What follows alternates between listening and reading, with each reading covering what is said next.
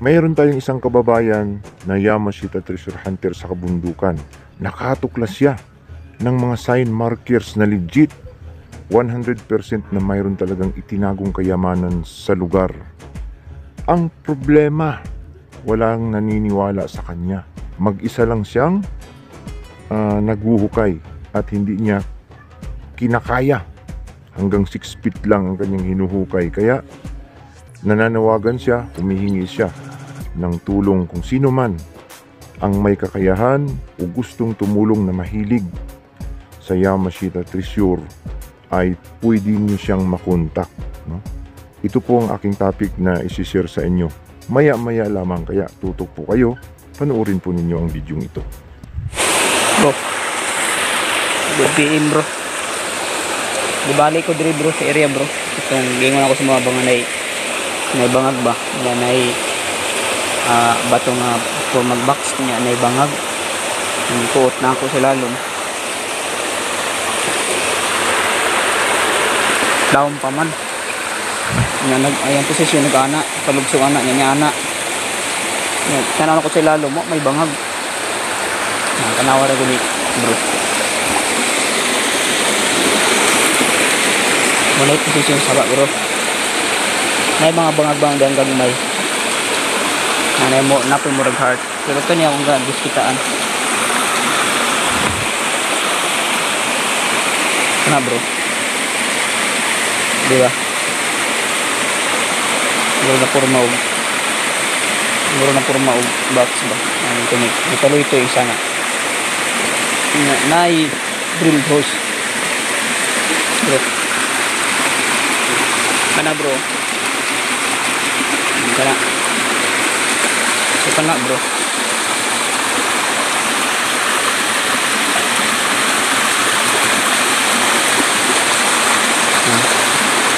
So kana naman ang time bro. Uwan manggod bro. So wala na yung mga bangag-bangag bro. Kana ra. Di po siya nature. Na luyuan ni bro kani. Mana ni siya bro.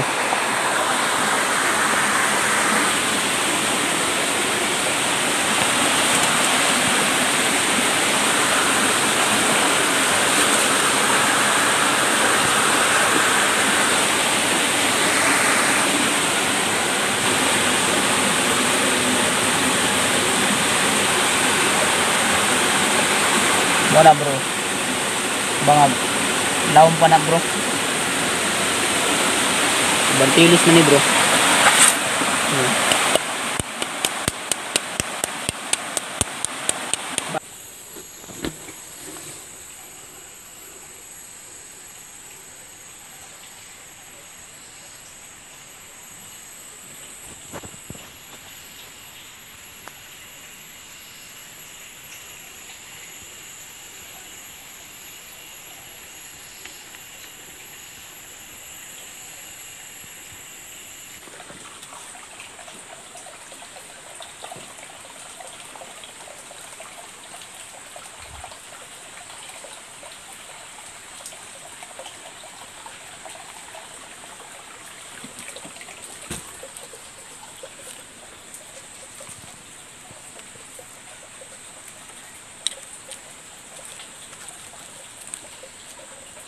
Magandang araw po sa inyong lahat. Mayong adlaw sa inyong tanan diha sa Kabisayaan ug Kamindanawan.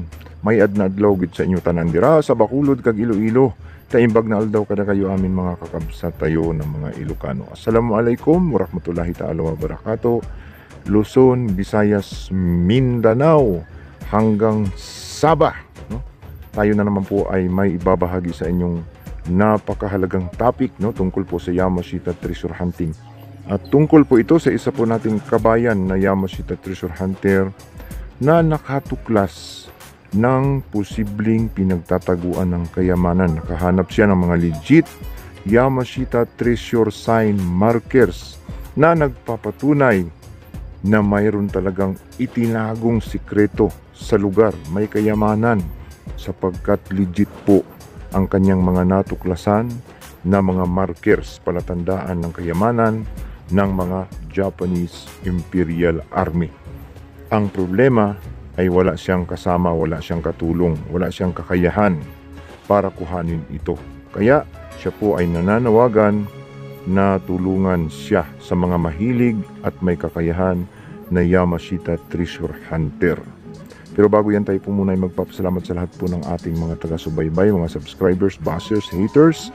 Maraming salamat po sa patuloy po ninyong pagsuporta, panunood po sa aking mga videos. At sa hindi pa nakapag-subscribe, pakipindot na lamang po ang subscribe button sa ibaba at ang notification bell para updated po kayo sa mga susunod kong i-upload.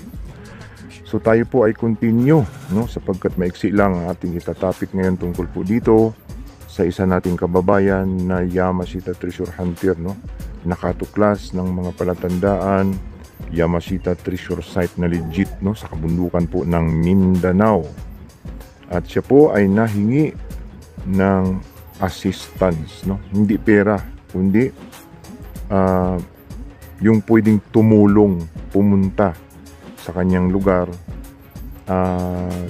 maging kasama niya sa paghuhukay, no. So ipa-flash natin sa screen yun pong kanyang cellphone number para po makontak siya. Kayo na pong bahalang mag-usap, no. Yung pangalan ay hindi natin babanggitin, confidential, no. So kapag natawagan ninyo siya, doon na lang ninyo malalaman kung sino ang pangalan niya. So ito pong lugar na ito na kanya pong natuklasan ay isla ng Mindanao, no, sa Agusan del Sur, no. Ito po ay nasa lugar, no, ng Kamindanawan, kabundukan. Medyo mahirap ang signal dito. Kaya medyo isolated area po ang mga lugar na ganito. Medyo may kahirapan akyatin, no. Ito pong mga kabundukan na pinagtataguan sigurado ng mga Japanese Imperial Army noong ikalawang digmaang pangdaigdigan. Alam natin, no, na dyan po sa Agusan del Sur, no, sa Mindanao ay paatras ang mga Hapon dyan, no. Dyan nila ikinalat yung huling digmaan, yung pinaka last nila na digmaan ng Amerikano at mga Hapon ay dyan nga sa kabundukan ng Surigao, no, dyan sa Agusan del Sur, Cotabato, North Cotabato, no, Zamboanga, Basilan hanggang Saba, ay may mga sikreto sa kabundukan.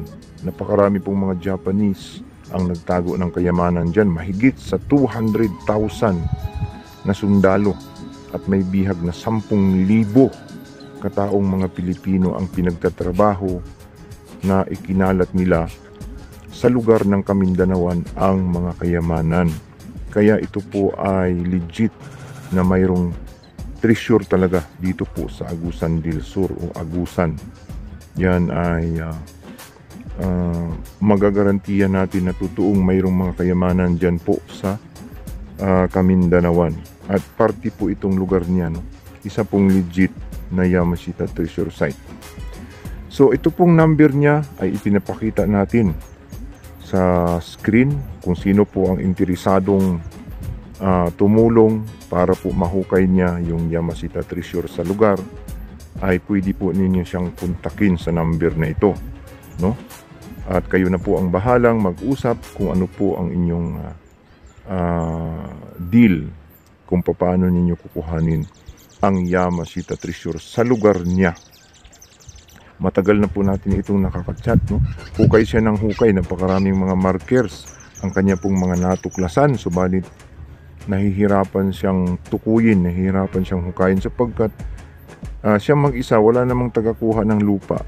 Pagdating ng 6 feet, mahirap nang iangat yung lupa kapag wala kang kasama. Kaya ito pong mga nakalagay dito, aabot po ng 70 feet. No? Yung 70 feet, kung ikaw mag-isa, ay mahirap. Sa kabundukan ng Mindanao, 70 to 100.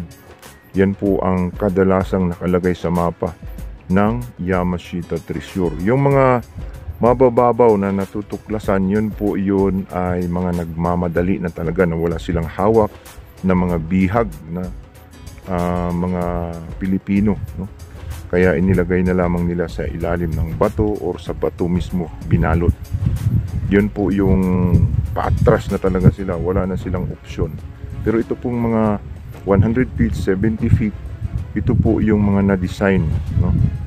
Na pagkampuhan nila, na pagpuan nila, na pagkutaan, kumbaga, ng mga Japanese Imperial Army ang lugar. Kaya nakapagbaon sila ng ganyan kalalim. At ang ginamit nilang pinatigas ay ito pong sinasabing dapanas, no? Mga clay na kanila pong pinatigas gamit po ang kanilang mga chemicals. Kaya pag tiningnan natin, parang mga natural dapanas o palanas, no?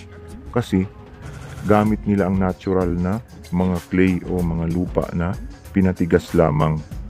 Kaya hindi masyadong halata. Ang halata lang natin, ang makikita lang natin na nakakasigurado tayong ito ay gawa talaga ng tao sapagkat maganda yung pagkaukit ng mga sign markers. May triangles, may hugis puso, mayroong mga arrow na kung saan inukit ng tao. Hindi gawa ng mga natural lamang, no? Ito ay gawa talaga ng tao na may purpose na itinago. So, yun lang po. Sana po ay matulungan natin itong ating kapatid, no?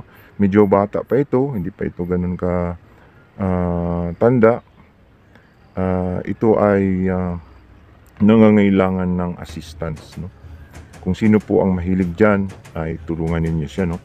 Sapagkat pwedeng magbago ang inyong buhay, ang kanyang buhay kapag na-hit ninyo ito, no?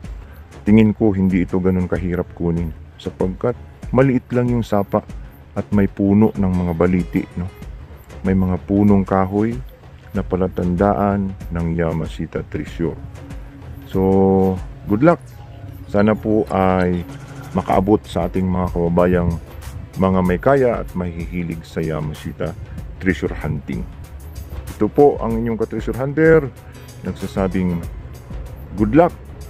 At kapag tayo po ay naghahanap, tiyak na tayo ay makakahanap.